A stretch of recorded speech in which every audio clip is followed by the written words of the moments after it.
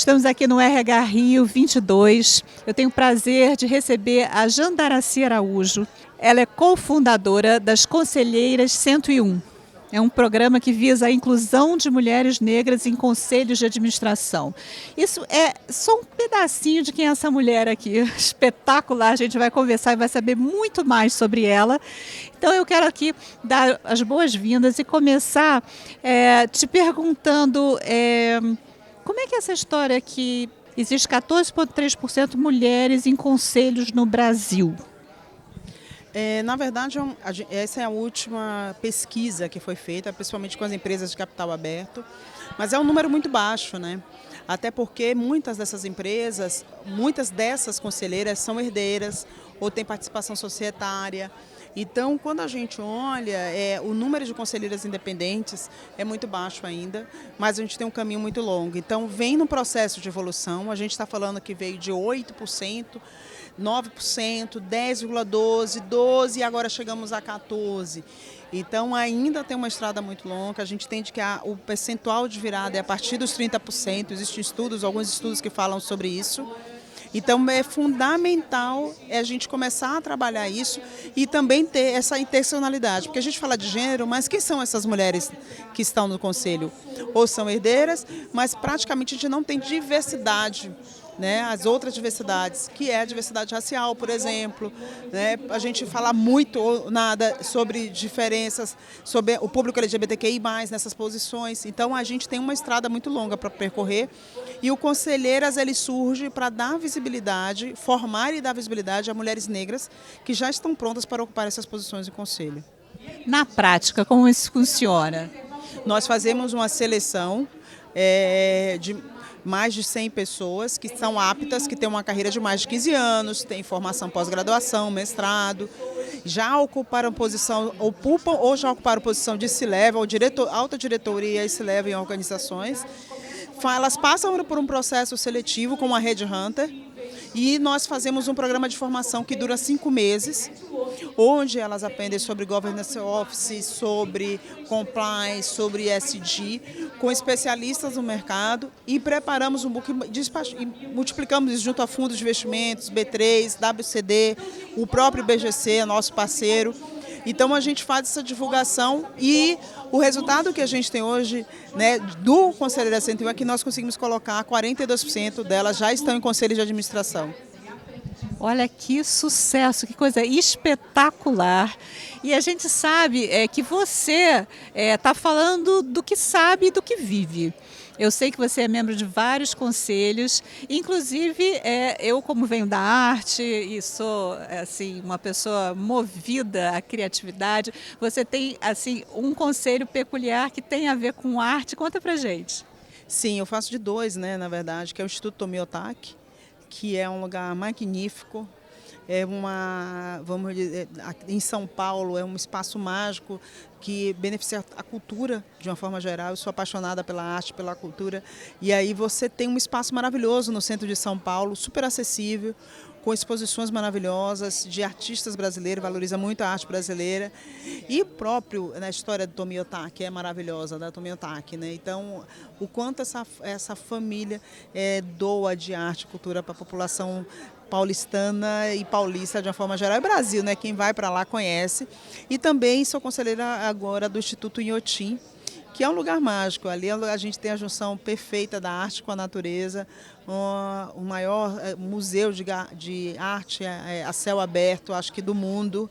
É uma referência mundial, são artistas espetaculares e contribuir com a arte é uma forma muito especial da gente estar contribuindo com a arte, que é uma paixão. Eu não sou artista, mas eu sou apaixonada pela arte, né? E a arte para sobreviver, o setor cultural para sobreviver no nosso país, ele também precisa de um quê de gestão, de acompanhamento, de acompanhar as legislações, as leis de incentivo e como ajudar a gerenciar esse processo. Então, os conselhos dessas instituições, eles visam basicamente isso. E eu estou podendo fazer parte desse processo, que é maravilhoso, principalmente agora, onde a cultura e a arte vem sofrendo muito, né, nesse processo que a gente vive no país. Que bacana. Isso é um lado assim espetacular que, né, acho que traz uma energia para a gente, recicla, né, quem nós somos. A arte é tudo de bom. Mas eu fico curiosa para saber, às vezes, assim, numa situação, como é que foi para você o primeiro a primeira reunião de conselho que você participou, como é que foi esse diálogo interno? Eu vi que você, naquele papo nosso, você falou, não, eu fiz umas perguntas para mim mesmo. Que perguntas são essas? E como é que foi esse momento assim tão importante que você viveu e que a gente quer trazer mais pessoas para viverem exatamente o que você está trilhando aí como uma trailblazer, vamos falar se fosse em inglês?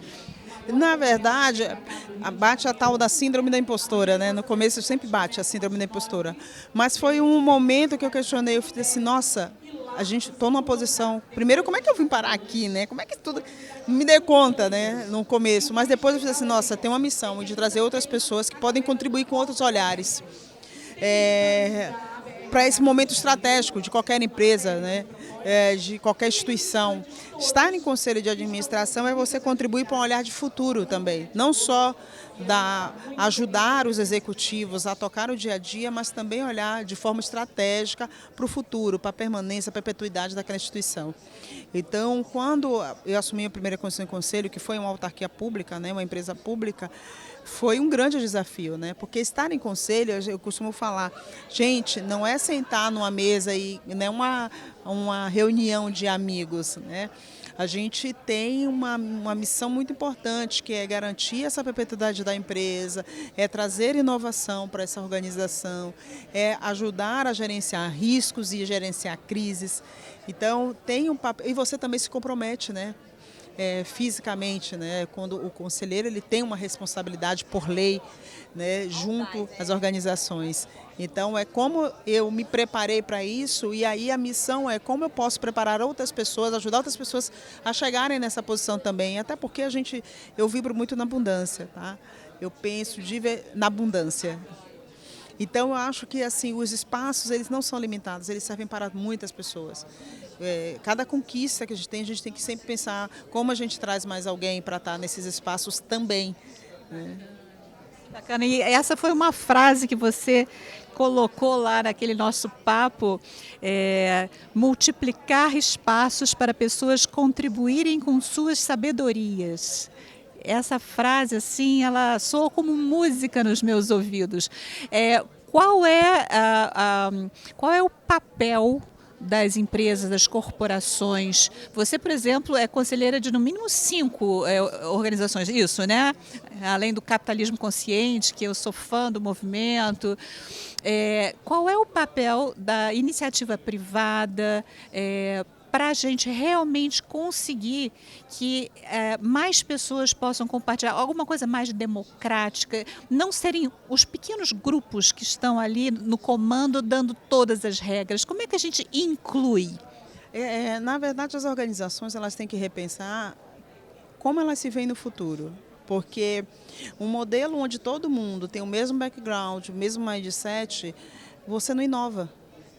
Você só mantém o dia a dia, mas você não faz nada de disruptivo, né? Então, esse é o desafio das organizações. É como olhar e trazer pessoas com pensamentos e backgrounds diferentes para contribuir para um novo futuro para a organização, até em processo de crise constante, né? Principalmente quando a gente fala de Brasil, a gente vem de cenários desafiadores o tempo inteiro. Como essas empresas podem se reinventar?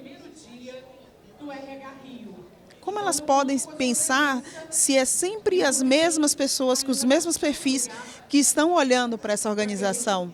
Você acaba se limitando a visão de futuro, na verdade. Então, acho que o grande desafio da empresa é o quanto ela quer realmente ser inovadora e o quanto ela quer ser disruptiva. Acho que isso entendendo isso, como eu faço essa transformação, de verdade. Entender seus propósitos, ir para a intencionalidade, planejar e partir para a ação. Tem um caminho. Tem uma trilha a se seguir aí que não é tão complicado e que pode ser mais praticado, não é verdade? E eu acho assim que me chamou a atenção também quando você falou que está procurando um perfil especial para um conselho que você participa. Você lembra disso, não? Sim, na verdade, é uma pessoa para contribuir. Na verdade, eu estou falando com mulheres indígenas e eu acho que a gente precisa trazer esse conhecimento. A gente tem falado tanto de ESG, de meio ambiente, dessas práticas de social, e a gente esquece ou anula a existência da população indígena, principalmente quando a gente fala da pauta ambiental. Então, a ideia, esse está sendo um dos meus novos propósitos aí, é como eu trago a comunidade, as pessoas indígenas a participarem também desses movimentos. E tem gente qualificada, é só procurar, é isso? Sim. A gente não está mais em 1500, né, que era a troca do espelhinho. A gente tem pessoas indígenas que são doutoras, que têm mestrado, que atuam em outras áreas, grandes lideranças. É muito mais estar aberto e buscar essas pessoas do que simplesmente falar que não existe, invisibilizá-las, né? Eles existem, está todo mundo aí. Da mesma forma que acontece com a população negra, acontece com a população indígena, e não dá para falar de diversidade, igualdade racial, se a gente não trouxer todo mundo, né? Eu adoro isso, essa inclusão que a gente pode realmente contribuir, cada um de nós, não é só uma organização, é a forma de pensar, é o mindset que a gente tem, e eu tenho assim um prazer enorme de poder ter você aqui no Insight Conferences, falando desse assunto tão importante, que às vezes a gente vê movimentos de trazer essa diversidade para as empresas, mas aqui a gente está falando ali do conselho, né? A gente está falando realmente de quem pode ter um impacto muito grande na trajetória de organizações. Eu queria que você desse assim, um recado para as pessoas que têm essa vontade de poder participar de um conselho e aumentar, principalmente para mulheres, que a gente tem um percentual tão pequeno, né? 14,3%. É um aumento, é uma melhora. Mas o que a gente, como mulheres, por exemplo, podemos fazer para estar mais próximas a essa realidade que você já vive tão bem? Além de se preparar, né, como para tudo na vida, aqui as mulheres, a gente se prepara muito bem para estar nesses lugares, ocupar qualquer posição, comunique, seja mais assertivo e vá. A gente tem a gente precisa, nesse momento, ser um pouco mais parecida com os homens. Nessa hora, a gente precisa ter um comportamento muito parecido. Eles, em muitos casos, eles só têm 70% das competências e se qualificam para as posições. A gente precisa se qualificar, se oferecer para essas posições. E, na verdade, no final das contas, os meninos, né? Os homens fazem isso com mais frequência do que as mulheres. A gente acha que tem que estar 120% pronta para estar nessas posições e não precisa. É óbvio, né, que a gente está falando de dividir. A gente precisa que alguém abra a mão para poder a gente estar. Mas aí eu pergunto, para quem fala também que quer liderar com propósito, quer deixar legado, o quanto você está disposto a abrir mão do seu status quo, do seu privilégio, para poder trazer o outro. Sejam mulheres, sejam pessoas negras, sejam pessoas indígenas, sejam pessoas LGBTQI+. O quanto você está disposto a abrir o seu privilégio para trazer o diferente, para inclusive você melhorar como líder, como pessoa e fazer diferente. Oferecer a possibilidade do outro brilhar também.